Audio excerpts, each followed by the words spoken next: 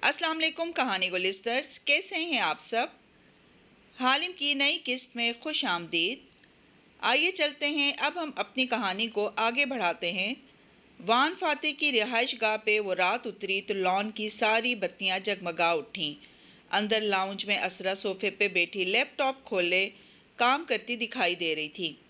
वो सादा सी सुरमई मैक्सी में मलबूस, कंधे पे सियाह स्टोल डाले, बालों को उलझे हुए जूड़े में बांधे पूरी तवज्जो से स्क्रीन पे झुकी थी, जबकि जोलियाना रोती हुई भागती आई। मामा, मामा, सिकंदर ने मुझे मारा है। लंबे बालों वाली बच्ची भीगती आंखें मलती तेजी से उसके घुटने से आ लगी। असरा ने गहरी सांस लेकर उसे देखा और अपने गाल पे आए बाल पीछे उठ से, क्यों? वो गेम में हार रहा था तो उसने मेरा जॉयस्टिक छीन लिया और मुझे मारा। वो भा भा किए रोए जा रही थी। सिकंदर, असरा ने स्क्रीन फोल्ड की और पुरसुकून अंदाज में जोर से आवाज़ दी। सिकंदर तेवरियां चढ़ाए खफा खफा सा बाहर निकल आया। जी मामा। असरा ने 2 उंगलियों से उसे करीब आने का इशारा किया। वो सुर्ख चेहरा लिए सामने आया। मामा, सिकंदर को भी मारे जैसे उसने मुझे मारा है। उसे देख के वो मजीद जोर से रोना शुरू हुई। सिकंदर ने खा जाने वाली नज़रों से उसे घूरा मगर खामोश रहा। सिकंदर, वो संजीदा सी सादगी से गोया हुई, आपने भी कुछ गलत किया है। मुझे मालूम है कि वो गलत क्या था, मगर क्या आपको मालूम है? सिकंदर खामोश रहा। आप मेरे कमरे में जाओ और 11 मिनट तक सोचो कि आपने क्या गलत किया है, क्यों किया है। फिर वापस आके मुझे अपनी रीजंस बताओगे। साथ ही अबरू से जाने का इशारा किया। सिकंदर खफा खफा सा फौरन उसके कमरे की तरफ बढ़ गया। जोलियाना ने आंसू पूछते खफगी से उसे देखा। उसे 11 मिनट क्यों दिए मामा? मुझे हमेशा 8 मिनट मिलते हैं। क्योंकि आप 8 साल की हो और वो 11 साल का। हम जितने बड़े हो जाते हैं हमें अपनी गलतियों पर गौर करने के लिए उतना ज़्यादा वक्त दरकार होता है। अब अपने आंसू साफ करो, वो नरमी से कह रही थी। जोलियाना ने ज़बरदस्ती आंसू साफ के मुंह फुला के बैठ गई। असरा ने फ़ोन उठाया और नंबर मिला के उसे कान से लगाया। कितना सामान बचा है गैलरी में? अब वो अपनी सेक्रेटरी से पूछ रही थी। बस चंद ही आइटम्स हैं जो बिक नहीं सके, उनको ऑनलाइन सेल पे लगा दो। मुझे इस सारे माल से जान छुड़ानी है बस। वो वाकई जान छुड़ाने वाले अंदाज में कह रही थी। साथ ही कनपट्टियों को दबाया। नीलामी की सरदर्दी बिल आखिर ख़त्म होने वाली थी। बात मुकम्मल हुई तो सिकंदर बाहर आता दिखाई दिया। उसका चेहरा अब कदरे झुका हुआ था, सुर्खी गायब थी। वो चुपचाप उसके दूसरी तरफ आ बैठा। दरमियान में माँ थी। जोलियाना ने गर्दन निकाल के उसका जायज़ा लिया। फिर आपने सोचा कि आपने ऐसा क्यों किया था? जी, उसने झुके सर के साथ कहा। जोलियाना जीत रही थी तो मुझे गुस्सा आ गया।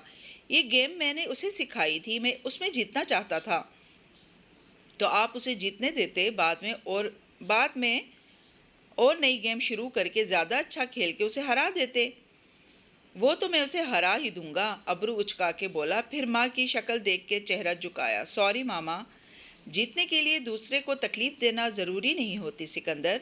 मैं आइंदा ये ना सुनूं कि आपने बहन पे हाथ उठाया है। आपको मालूम है रसूलुल्लाह सल्लल्लाहु अलैहि वसल्लम ने कभी किसी बच्चे पे हाथ नहीं उठाया था। आप मुसलमान हो और मुसलमान ऐसे करते हैं क्या? मगर मामा, जोलियाना चीटिंग भी तो कर रही थी। असरा ने चौंक के गर्दन घुमाई। जोलियाना यकदम फीकी पड़ गई। सिकंदर सच कह रहा है? उसने उसे घूरा। जोलियाना के आंसू आ गए। मैं सिर्फ 8 मिनट जोलियाना, 8 सिर्फ 8 मिनट। उसने चुटकी बजा के कमरे की तरफ इशारा किया। वो आंसू रोकती कमरे की तरफ भागी। सिकंदर ने गहरी सांस भरी और ज़रा चौड़ा होकर सोफे पे बैठा। मामा, आप उसको समझाया करें, ये झूठ भी बोलने लगी और चोरी भी करती है। क्या उसने पहले भी ऐसे किया है? वो मुतफक्कर हुई। जी मामा, ये फ्रेंड की नोटबुक कपड़ों में छुपा के ले आई। मैंने देख ली तो कहा यह गलत बात है, मगर मामा, वो आगे से बदतमीजी से बोली। मामा ने भी तो डैड के लॉकर से फाइल निकाल के कपड़ों में छुपाई थी। ऐसा करने से गुनाह नहीं मिलता। असरा बिनते महमूद बिल्कुल शल रह गई। दिल धड़कना भूल गया। क्या बेकार बात कर रहे हो सिकंदर? मैंने कब कुछ छुपाया है? फिर गुस्से से उसका चेहरा दहका। मामा, मुझे पता है जोलियाना झूठ बोल रही है, वो फौरन बोला तो असरा ने थूक निकला। अगर ये बात आपके डैड को मालूम हुई तो वो आप दोनों से नाराज़ हो जाएंगे। वादा करो आप ये बात उनको नहीं कहोगे। अगर वो नाराज़ हुए तो घर नहीं आएंगे। वो घबरा गई थी। ऑफ कोर्स मामा, मैं नहीं बताऊंगा। उसने जल्दी से माँ का हाथ दोनों हाथों में लेकर दबाया। असरा को एकदम ठंडे पसीने आने लगे थे। वो उठ खड़ी हुई। میں اب جولیانا کو الگ سے ڈانٹتی ہوں۔ سکندر کو تسلی دلا کے وہ تیزی سے کمرے کی طرف آئی۔ جولیانا بیڈ پہ بیٹھی سر ہاتھوں پہ گرائے ہوئے تھی۔ اسے دیکھ کے چونک کے گردن اٹھائی۔ ماما ابھی تو 5 منٹ ہوئے ہیں اور جولی، اسرا جلدی سے اس کے ساتھ بیٹھی اور نرمی سے اس کے بالوں کو سہلایا۔ آپ نے سکندر کو یہ کہا ہے کہ ماما نے ڈیڈ کی الماری سے کچھ چھپایا تھا؟ جولیانا نے فوراً نظریں جھکا لی۔ میں نے نہیں کہا۔ آپ جھوٹ بھی بولنے لگ گئی ہو جولی، وہ بے بسی بھرے غصے سے بولی، پھر گہری سانس لے کر خود کو نارمل کیا۔ مجھے تو نہیں یاد کہ میں نے کبھی کچھ کپڑوں میں چھپایا ہو۔ وہ اس رات میں نے دیکھا تھا، اٹک اٹک کے بولی۔ اسرا کے دل کی دھڑکن سست ہو گئی۔ کیا؟ مجھے بتاؤ، میں نہیں ڈانٹوں گی۔ میں ڈیڈ کے باتھ روم میں تھی، تب آپ آئی تھیں اور آپ نے وہ رک رک کے بتا رہی تھی کوئی فائل لاکر سے نکال کے کپڑوں میں چھپائی تھی، پھر آپ چلی گئی تھیں۔ اور آپ ڈیڈ کے باتھ روم میں کیا کر رہی تھی؟ ایکچولی مجھے پتہ ہے، آپ ٹوتھ پیسٹ کھا رہی تھیں، ہے نا؟ وہ ایک دم غصے سے بولی تو جولیانا نے سہم کے سر جھکا لیا۔ آپ کے باتھ روم کی ٹوتھ پیسٹ میں چیک کرتی ہوں تو آپ نے سوچا آپ ڈیڈ کی کھاؤ گی تو مجھے پتہ نہیں چلے گا۔ بتاؤں میں ڈیڈ کو؟ بتاؤں؟ ماما سوری، آئندہ نہیں کروں گی۔ اگر آئندہ آپ نے ٹوتھ پیسٹ کو منہ میں ڈالا تو میں ڈیڈ کو بتا دوں گی کہ آپ ان کی ٹوتھ پیسٹ کھاتی ہو۔ اس دن بھی مجھے پتا تھا کہ آپ اندر ہو، اسی لیے میں آئی، مگر سوچا آپ کو خود احساس ہو جائے گا، اسی لیے میں اپنی چیزیں لے کر چلی گئی۔ وہ اب بے ربط انداز میں کہتی اسی کو ڈانٹے جا رہی تھی۔ ہتھیلیاں پسینے سے بھیگ چکی تھیں۔ جب وہ دونوں باہر نکلی تو جولیانا نارمل لگ رہی تھی اور اسرا بھی سنبھلی ہوئی تھی۔ فاتح گھر آ چکا تھا اور کچن سے آوازیں آ رہی تھیں۔ وہ جولیانا کا ہاتھ تھامے قدر تعجب سے راہداری میں آگے بڑھتی گئی، یہاں تک کہ کچن کا کھلا دروازہ سامنے آیا تو اس نے چوکھٹ سے اندر جھانکا۔ کچن کھلا اور سفید ٹائل سے آراستہ تھا۔ کاؤنٹر پہ سکندر بیٹھا تھا اور دوسرے کے ساتھ فاتح ٹیک لگائے بازو سینے پہ لپیٹے کھڑا تھا، ٹائی ڈھیلی کیے، شرٹ کے کف موڑے، وہ تھکا تھکا لگتا تھا، مگر مسکرا کے سکندر سے کچھ کہہ رہا تھا۔ جب وہ اندر داخل ہوئی، تم آج کچن میں کیسے؟ فاتح نے نگاہیں پھیر کے اسے دیکھا اور مسکرایا۔ بھوک لگی تھی، کھانا لینے آیا تھا۔ کھانا ملازمہ نے ٹیبل پہ لگا تو دیا تھا۔ اسرا تعجب سے اندر آئی۔ ڈیڈ کو کھانے کا ذائقہ نہیں پسند آ رہا ماما۔ سکندر نے نوڈلز کے پیالے سے سر اٹھا کے اطلاع دی۔ کھانا ہمیشہ صبوحی ہی بناتی ہے، آج کیا ہو گیا اچانک؟ عجیب سا کھانا بناتی ہے وہ، میرے معدے میں جلن ہو رہی ہے، وہ کندھے اچکا کے بولا تو اسرا آگے آئی۔ میں تمہیں کچھ اور بنا دیتی ہوں۔ ہاں شیور، وہ بس مسکرا دیا۔ تکان کے باوجود موڈ اچھا لگ رہا تھا۔ جولیانا شرماتی شرماتی باپ کے قریب آ کے کھڑی ہوئی۔ فریج سے پیکٹ نکالتی اسرا نے کنکھیوں سے اسے دیکھا۔ وہ اس کے لیے چلتا پھرتا ٹائم بم بن چکی تھی۔ مجھے تم لوگوں سے ایک ضروری بات کہنی ہے۔ نوڈل سوپ پیتے سکندر نے گردن موڑی۔ جولیانا جو کیبنٹ سے ٹیک لگائے کھڑی اپنے لمبے بالوں سے کھیل رہی تھی، چہرہ اٹھا کے دیکھنے لگی۔ اسرا البتہ نیم رخ موڑے سلیب پہ قیمہ رکھ کے تیز تیز اس سے پیڑے نکالنے لگی۔ ماتھے پہ بل پڑ گئے تھے۔ میں نے پارٹی چیئرمین شپ کے لیے کاغذات جمع کروا دیے ہیں، 2 ماہ بعد الیکشن ہے، سوموار سے ہم کیمپین شروع کریں گے۔ کیا پھر آپ پارٹی چیئرمین بن جائیں گے؟ کیا آپ پردھان منتری بن جائیں گے؟ دونوں بچوں نے یکے بعد دیگرے سوال پوچھا۔ اسرا کے ہاتھوں میں مزید تیزی آ گئی۔ جب کوئی اسکول کی فٹ بال ٹیم میں شامل ہوتا ہے تو اس کا خواب ہوتا ہے کوئی بہترین پلیئر بنے، پھر وہ کیپٹن بنے، پھر وہ قومی لیول پہ کھیلے اور آخر میں وہ قومی ٹیم کا کیپٹن بنے۔ جب کوئی فوج میں بھرتی ہوتا ہے تو وہ چاہتا ہے کہ ایک دن وہ آرمی چیف بنے۔ اپنے ملک کی اعلیٰ ترین سطح پہ نمائندگی کرنے کا خواب دیکھنا بری بات نہیں ہے۔ ہر سیاستدان اعلیٰ ترین مقام پہ پہنچنا چاہتا ہے اور میں اس سے باری باری تینوں کو دیکھا، اس کے بہت قریب ہوں۔ تم لوگوں سے میں صرف اتنا چاہتا ہوں کہ تم میرا ساتھ دو۔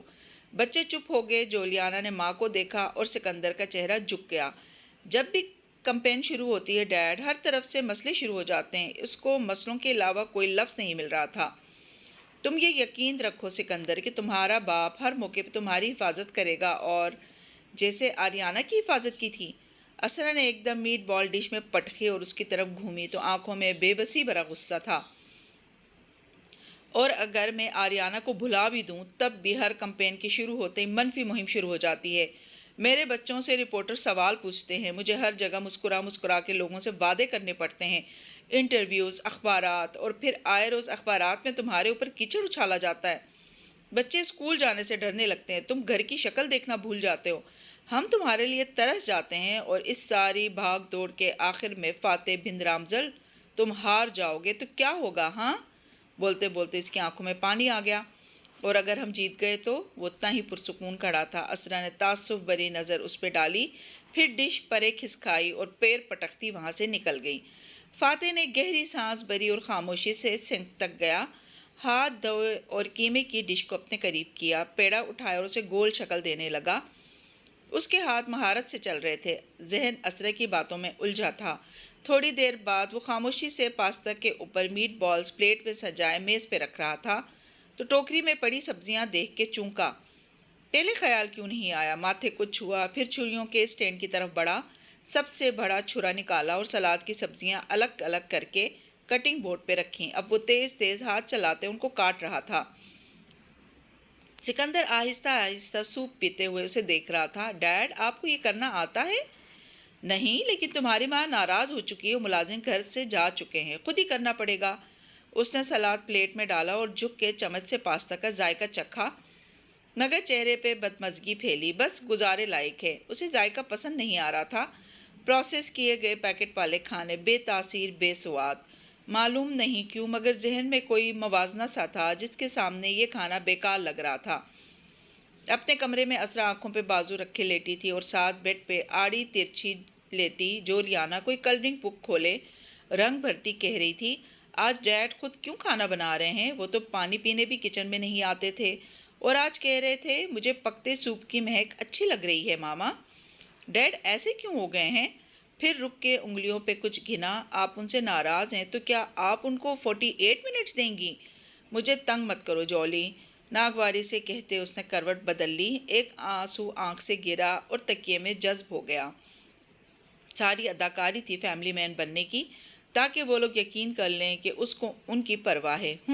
اسرا کے اندازے لامحدود تھے۔ یونیورسٹی میں اکثر کلاسز ختم ہو چکی تھیں، اس لیے طلباء و طالبات کا جم غفیر گیٹ سے باہر نکلتا دکھائی دے رہا تھا۔ پارکنگ میں حسب معمول بےحد رش تھا اور سب اپنے اپنے بیگز اٹھائے اپنی مطلوبہ سواری کی طرف بڑھ رہے تھے۔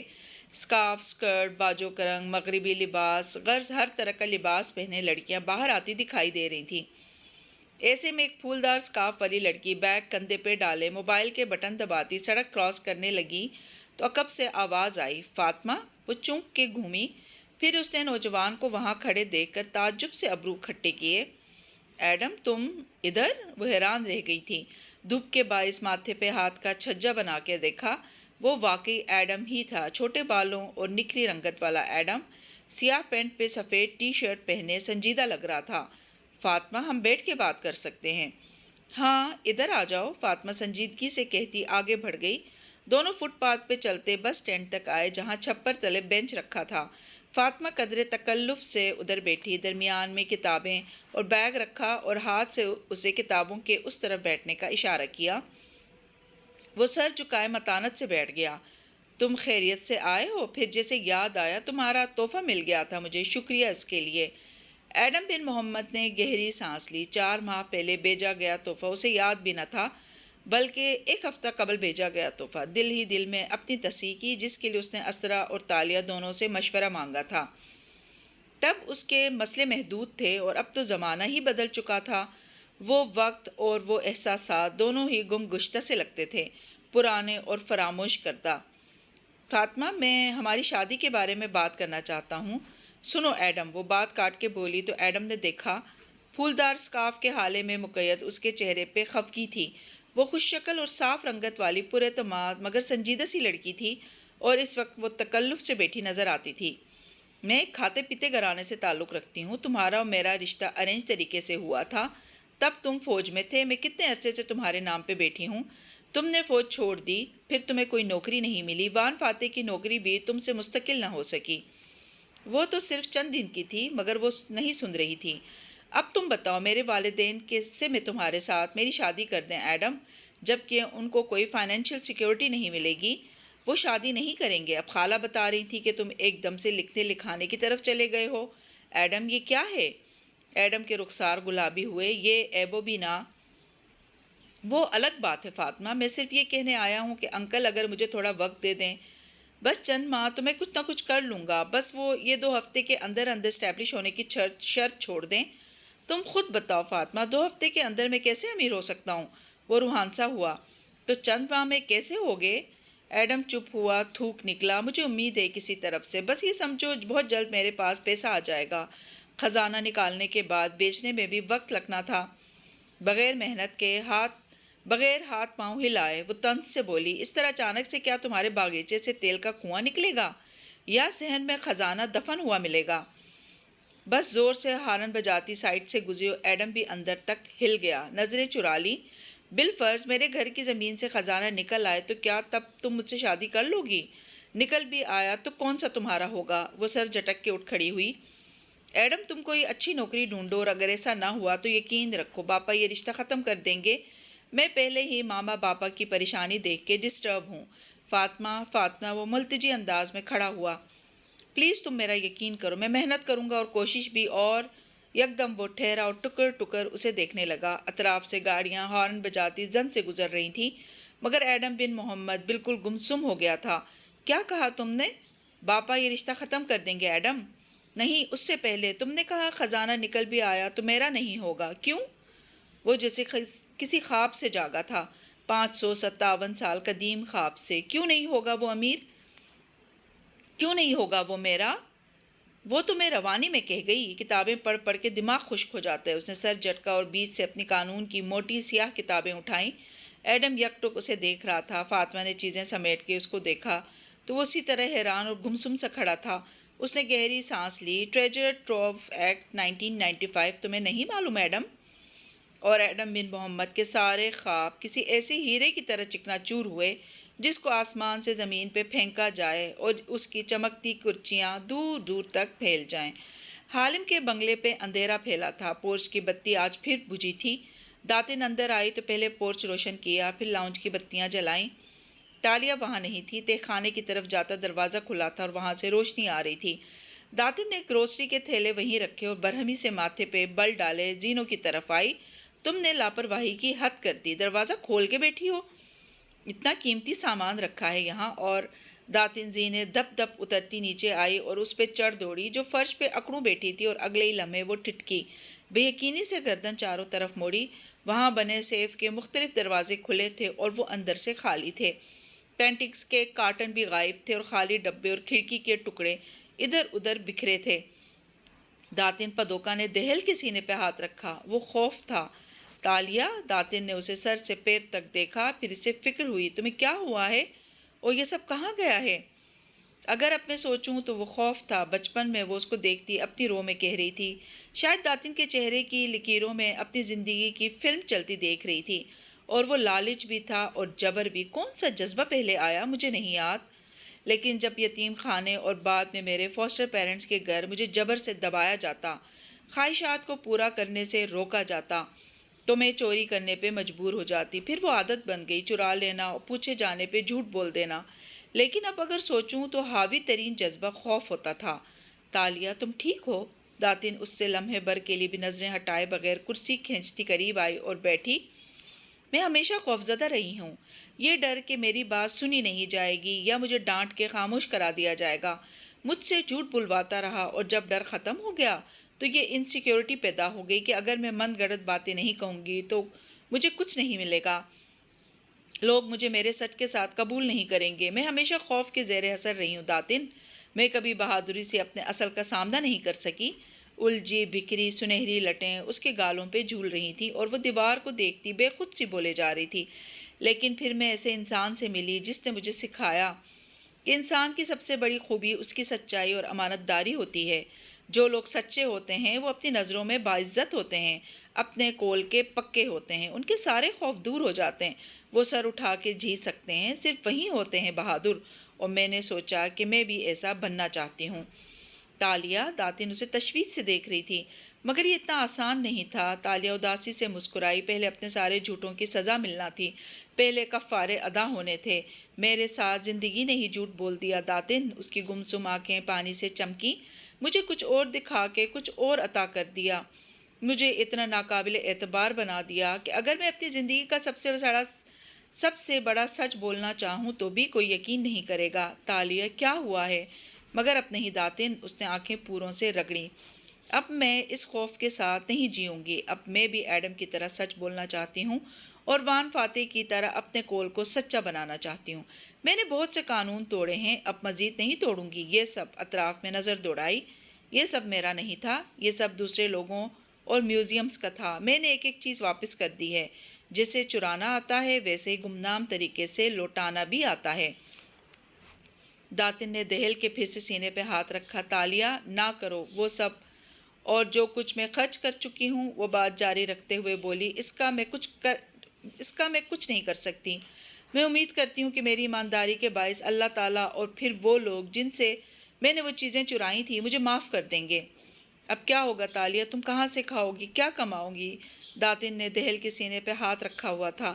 تالیہ نے گہری سانس لی اور بال کان کے پیچھے اڑ سے، میں نے جاب ڈھونڈ لی اور میرے پاس بہت سا زیور بھی ہے جو واقعی میرا ہے، اور مجھے ایک اور جگہ سے بھی امید ہے۔ اس کے ذہن میں سن باؤ کا صحن گھوما۔ ہاں، مجھے ابھی بھی بہت سارا پیسہ حاصل کرنے کا شوق ہے، لیکن اب میں صرف اس پیسے کو قبول کروں گی جو واقعی میرا ہوگا۔ پھر نم آنکھوں سے مسکرائی تو داتن نے دیکھا اس کی ناک سرخ پڑ رہی تھی۔ رہی تم تو میں تمہیں یہ کام چھوڑنے پہ مجبور نہیں کروں گی۔ تم اپنے فیصلوں میں آزاد ہو، میں اور تم ہمیشہ دوست رہیں گے۔ داتن نے ملال سے اس خالی خالی سے کمرے کو دیکھا۔ ایسا کیا ہوا ہے 4 دن میں جو تم اتنی بدل گئی ہو تالیہ؟ مجھے وان فاتح سے محبت ہو گئی ہے داتن۔ زخمی سا وہ مسکرائی اور کپڑے جھاڑتی اٹھ کھڑی ہوئی۔ داتن سانس روک کے اسے دیکھے گئی، پھر کہنے کی کوشش کی، 80% لوگوں کو ہر 6 ماہ بعد نیا کرش ہو جاتا ہے اور وہ 4 ماہ میں اتر بھی جاتا ہے، مگر تم نہیں سمجھو گی داتن، وہ مسکراتے ہوئے بولی، پھر ایڑیوں پہ گول گول گھوم گئی۔ خالی کمرہ بہت کھلا کھلا سا لگ رہا تھا۔ میں نے یہ سب واپس کر دیا ہے، پھر بھی میرا دل ہلکا کیوں نہیں ہوا؟ اس نے سوچا تھا، تبھی موبائل بجا تو تالیہ نے اسے نکال کے دیکھا۔ کیا ہم مل سکتے ہیں؟ ایڈم کا پیغام وہاں جگمگا رہا تھا۔ ایڈم ریسٹوران کے آخری میز پہ بیٹھا بے چینی سے اس کا انتظار کر رہا تھا۔ تالیہ جیسے ہی دروازے سے اندر داخل ہوتی دکھائی دی، وہ اٹھ کھڑا ہوا۔ وہ شاش بشاش اور تازہ دم لگتی تھی۔ سادہ باجوک رنگ پہنے، بالوں میں ہیئر بینڈ لگائے، سر پہ ترچھی ہیٹ جمائے، مسکراتی ہوئی اس کے سامنے آئی اور کرسی سنبھالی۔ پھر کوہنیاں میز پہ رکھی اور پھر چمکتی آنکھوں میں شرارت بھرے اسے دیکھا۔ میں نے سارا ادھار شدہ مال اصل مالکوں کو واپس کر دیا ہے، فاتحانہ انداز میں بولی تو ایڈم پھیکا سا مسکرایا۔ گڈ، صرف گڈ؟ ارے اس پہ تو تمہیں اپنی شہزادی کی شان میں ایک قصیدہ لکھنا چاہیے تھا۔ چیتالیہ، وہ دھیما سا بولا۔ چہرہ بجھا بجھا سا لگتا تھا اور اداس نظریں تالیہ پہ جمی تھی۔ سن باؤ کا خزانہ؟ ہاں، وہی بتانے لگی تھی وہ جوش سے آگے کو جھکی۔ فاتح صاحب نے گھر میرے حوالے کر دیا ہے، کل صبح ہم ملاقہ جائیں گے۔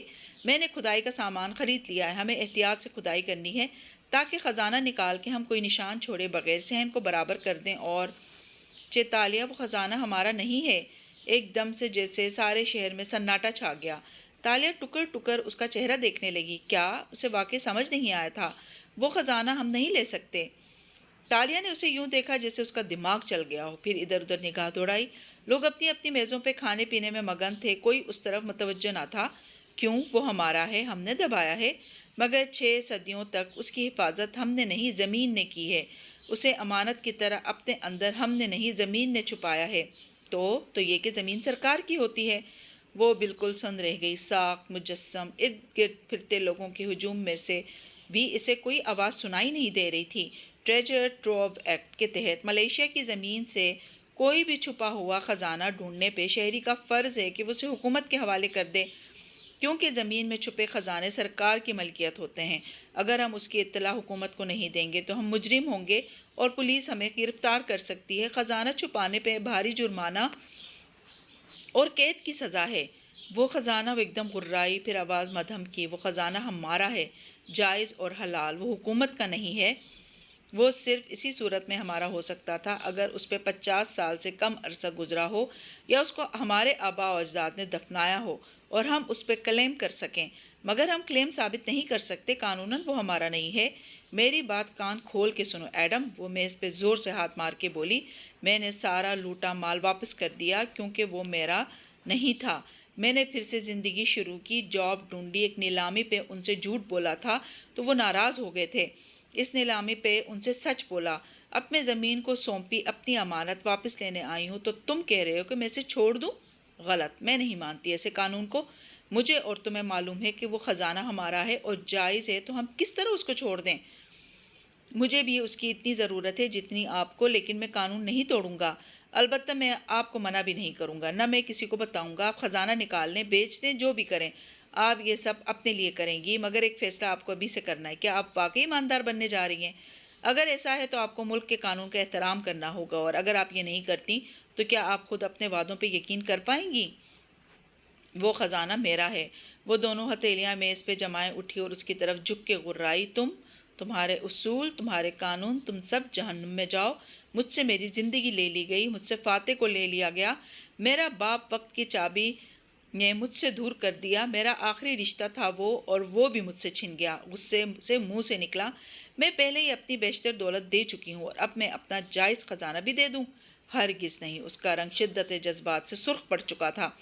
میں نے کہا نا، آپ اپنے فیصلوں میں آزاد ہیں۔ فتویٰ بہت سی چیزوں کی اجازت دے دیتا ہے، لیکن جس دین کو میں مانتا ہوں اس میں تقویٰ انسان کو بہت سے غیر ضروری بوجھ سے بچا بھی لیتا ہے۔ میں اپنے ضمیر پہ بوجھ نہیں ڈالنا چاہتا۔ وہ سادگی مگر اداسی سے کہہ رہا تھا۔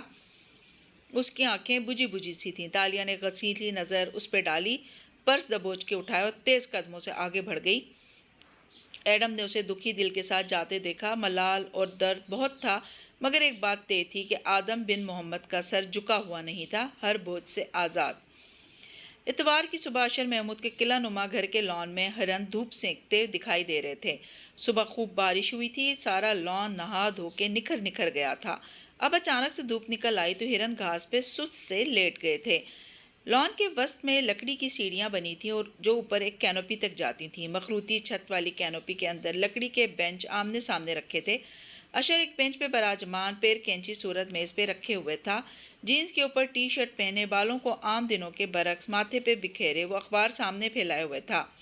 ایش، اس نے زینے چڑھنے کی آواز سن لی، پھر بھی اخبار پڑھتا رہا۔ جب اسرا سامنے آ کھڑی ہوئی تو اشرا نے اخبار کا کونا موڑا اور سپاٹ سے نظروں سے اسے دیکھا۔ اتنی صبح خیریت؟ انداز سرد تھا۔ مجھے بات کرنی تھی۔ اسرا شدید پریشان نظر آتی تھی، اسکرٹ کے اوپر کندھوں کے گرد سادہ شال لپیٹے، وہ میک اپ سے خالی چہرہ لیے بال باندھے یوں دکھائی دے رہی تھی گویا ابھی نیند سے اٹھ کے آئی ہو۔ فاتح نے کاغذات جمع کروا دیے۔ میں جانتی ہوں اس بات پہ تم مجھ سے ناراض ہو، لیکن اس روز غائل غزال والی مدد کے بدلے میں اس نے کہا تھا کہ آپ نے عظیم تعاون کے بارے میں سن رکھا ہے کاکا۔ تلخی سے اخبار لپیٹتے ہوئے اس نے اسرا کو دیکھا۔ اب تم فاتح کی طرح باتیں مت کرو، وہ خفگی سے کہتی سامنے بیٹھی، مگر اشر نے بات نہیں سنی۔ اخبار میں اس پہ ڈالتے ہوئے بولا، اور آپ نے وہ نظم سنی ہے، رنگا رنگا روزز؟ بعض کہتے ہیں کہ وہ نظم یورپ کے عظیم تعاون کے بارے میں تھی، جب لاکھوں لوگ تعاون سے مر گئے تھے۔ ان کو سرخ دانے نکلتے تھے جو سرخ دائروں کی صورت نشان چھوڑ جاتے ہیں، اور ہاں، تعاون کے مریض جیب میں پوائزس پھول اٹھا کے پھرتے تھے تاکہ خوشبو بیماری کی بو کو ڈھانک دے اور شفا دے۔ ان کے جسم سیاہ پڑتے اور تعاون کے مریضوں کے مرنے کے بعد ان کی لاشیں ان کے گھر جلا دیے جاتے۔ یعنی آخر میں وہ آگے ہوا اور پھر چبھتی نظروں سے اسرا کو دیکھا۔ آخر میں وہ سب مر جاتے تھے۔ پھر اس نے آہستہ سے نظم پڑھی، رنگ اراؤنڈ دا روزز، سرخ پھول جیسے دانے کے گرد دائرہ، اے پاکٹ فل آف پوائزز، پھولوں کا چھوٹا سا گلدستہ جیب میں ہے، ایشز ایشز، راکھ راکھ، وی آل فال ڈاؤن، اور ہم سب ڈھاتے چلے گئے۔ اس نے آخری الفاظ اتنے سرد انداز میں ادا کیے۔ اسرا نے پریشانی سے اسے دیکھا۔ اشر پلیز میری بات سنو۔ وان فاتح کیا سمجھتے ہیں اگر وہ چیئرمین شپ کے لیے کاغذات جمع کرائیں گے، یہ جانتے ہوئے بھی کہ میں کہہ چکا ہوں یہ سیٹ میری ہے، تو وہ کامیاب ہو جائیں گے؟ نہیں کاکا، ہم سب راکھ کا ڈھیر بن کے ایک ساتھ ڈھہے جائیں گے۔ میں نے بہت کوشش کی اشر، لیکن وہ نہیں مانتا۔ اس نے آخر میں اپنی مرضی ہی کرنی ہوتی ہے۔ آپ نے مجھ سے وعدہ کیا تھا کہ چیئرمین میں بنوں گا۔ آپ نے کہا تھا کہ آبنگ سیاست سے کنارہ کش ہو کے مجھے انڈورس کریں گے، لیکن کل میں نے سنا کہ وہ الیکشن لڑ رہے ہیں۔ واہ کاکا واہ، ناگواری بڑے غصے سے کہتا۔ وہ گردن موڑے گھاس کو دیکھنے لگا۔ وہ سخت ناراض لگتا تھا۔ اگر وہ غائل غزال والا معاملہ نہ ہوتا تو، اسرا بے بسی سے بولی، پھر سر جھٹکا، مگر نہیں، وہ تب بھی میری نہ مانتا، اسے اپنی کرنی ہوتی، اور اب تو وہ عجیب سا ہو گیا، بے نیاز سا۔ جب سے وہ ملاقہ سے واپس آیا ہے بدلہ بدلہ لگتا ہے۔ اشر نے چونک کے اسے دیکھا، پھر تعجب سے ابرو اٹھایا۔ کیا بدلا ہوا لگتا ہے؟ مجھے تو ویسے ہی لگے ہیں، سوائے آنکھ کے زخم کے۔ تم اس کے ساتھ ایک گھر میں نہیں رہتے، تمہیں نہیں معلوم کہ اسے سمجھنا کتنا مشکل ہے۔ وہ پھٹ پڑی، پھر کن پٹی پہ ہاتھ رکھا۔ اشر، میں مزید کوشش نہیں کر سکتی، میں تھک گئی ہوں۔ तुम लोगों के मसले ख़त्म नहीं हुए थे कि नीलामी वाला मसला आ गया। मेरे साथ ऐसा कौन कर सकता है? तुमने पता करवाया? करवा दूंगा, मेरे अपने काम फंसे पड़े हैं अभी। उसने बेजारी से चेहरा दोबारा मोड़ लिया। असरा ने चुपती हुई नज़रों से उसे देखा। फातेह ने कागजात नामजदगी क्या जमा करवाए? तुमने तो नजरें ही फेल ली ऐश, तुम भूल गए हो मैंने तुम्हारे लिए उसकी फाइल तक चुराई। अब और क्या करूं मैं? काका, मेरे सर में दर्द है, मैं आराम करना चाहता हूँ, वो रुखाई से कह के उठा। मेज़ पे रखा मोबाइल उठाया और लकड़ी के जीने उतरने लगा। हर कदम के साथ लकड़ी के चटकने की आवाज़ आती थी। असरा बेबसी भरे गुस्से से खड़ी हुई। मैं क्या करूँ मज़ीद ऐश, मैं थक गई हूँ। अशर जवाब दिए बिना लॉन पे उतरा और आगे चलता गया। उसके अबरू तने हुए थे और चेहरे पे बरहमी थी। उसने नीलामी के स्कैंडल की तैयारी कब से कर रखी थी। उसे ये मालूम न था कि अगर स्कैंडल न बन सका तो वो असरा से कैसा रवैया रखेगा। इस बारे में उसके जहन में कोई स्क्रिप्ट तैयार न थी। फिल वक्त वो असरा और फातेह की शक्ल भी नहीं देखना चाहता था। तो बताइएगा कहानी गो लिसनर्स, आज की एपिसोड आपको कैसी लगी? उम्मीद है कि पसंद आई होगी। चैनल पर नए हैं तो चैनल को सब्सक्राइब करना ना भूलें और अपनी पसंदीदगी का इजहार कमेंट्स में करना भी ना भूलिएगा। शुक्रिया।